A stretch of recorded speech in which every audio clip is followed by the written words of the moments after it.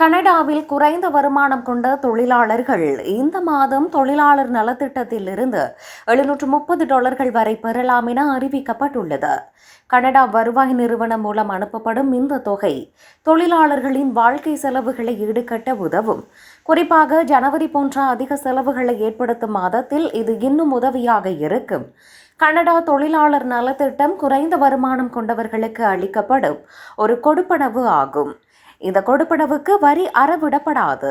இதில் ஊனமுற்றோர் வரிக்கடனின் கீழ் அங்கீகரிக்கப்பட்டவர்களுக்கு வழங்கப்படும் அடிப்படை தொகை மற்றும் கூடுதல் ஊனமுற்றோர் துணைத் தொகை ஆகியவை அடங்கும்.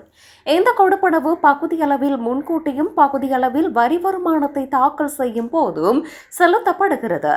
2025 தொடக்கம் 2026 வரையான ஆண்டுக்கான கொடுப்பனவின் இறுதி முன்பணத்தை குறித்த நலத்திட்ட கொடுப்பனவுக்கு தகுதியுள்ளவர்கள் இந்த மாதம் பெறுவார்கள். இதன் மூலம் தொழிலாளர்கள் சுமார் $265 வரை பெறலாம். அத்துடன் குடும்பங்கள் $456 வரை பெறலாம். இந்த கொடுப்பனவை பெற நீங்கள் தனியாக விண்ணப்பிக்க வேண்டிய அவசியம் இல்லை.